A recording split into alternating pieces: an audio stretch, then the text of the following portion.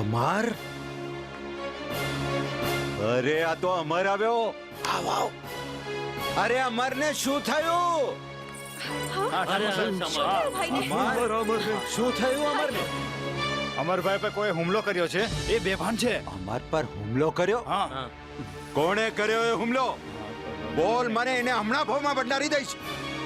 પહેલા એને અંદર લઈ ચાલો. લઈ ચાલો એને અંદર. હા, જરા સાચવીને ભાઈ, સાચવીને લઈ ચાલો.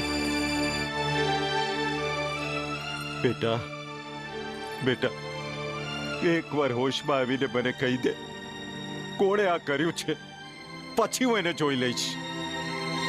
કાકા, અમર તો હિરલને મળવા ગયો હતો. હિરલ? તો શું આ કાળું કામ વિક્રમનું છે? હા, વિક્રમ. બેટા, આ કાળા કામનો કરનારો વિક્રમ જ છે. હા, એણે જ તારા પર હુમલો કર્યો છે. એ હરામખોરને આજે હું કૂતરાની મોત મારી. જોજે તું બેટા. ઉભા રહો કાકા. આ હક મારો છે. આજે તો હું નહીં, કાં તો એ નહીં.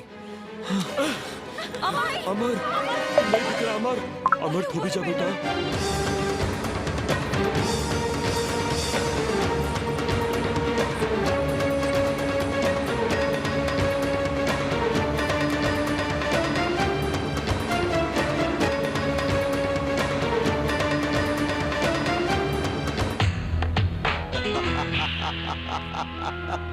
જોયું ને મુનિમ?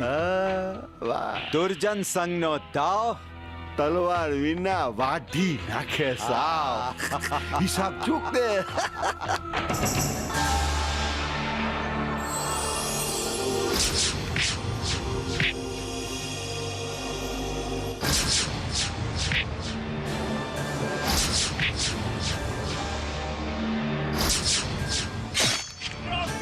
વિક્રમ, ઉઠ નાલાયક.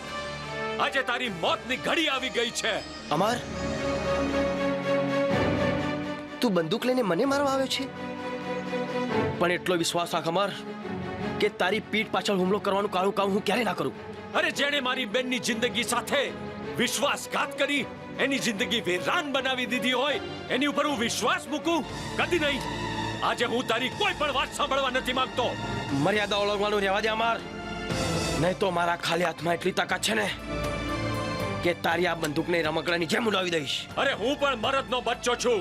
સામી છાતીએ લડવા આવ્યો છું. ચલ થા માટે.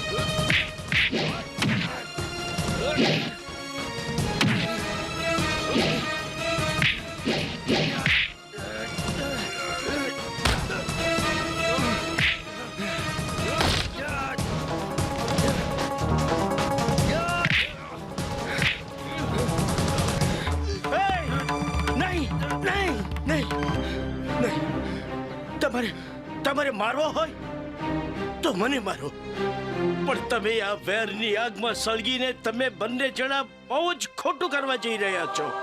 સમજો સમજો, તમને અંદર અંદર લડાવવાનો આ દુશ્મનનું એક કાવતરું છે, અને દુશ્મનની આ ચાલને તમે સફળ ના થવા દો, નહીં થવા દો. અરે પણ અમારું એવું કોણ દુશ્મન હોઈ શકે? એ તો મને ખબર નથી, પણ સમયને સમયનું કામ કરવા દો. અને તમે બંને દીકરાઓ મને વચન આપો કે હવે પછી ક્યારેય તમે અંદરો અંદર નહીં લડો. તમે અંદરો અંદર નહીં લડો.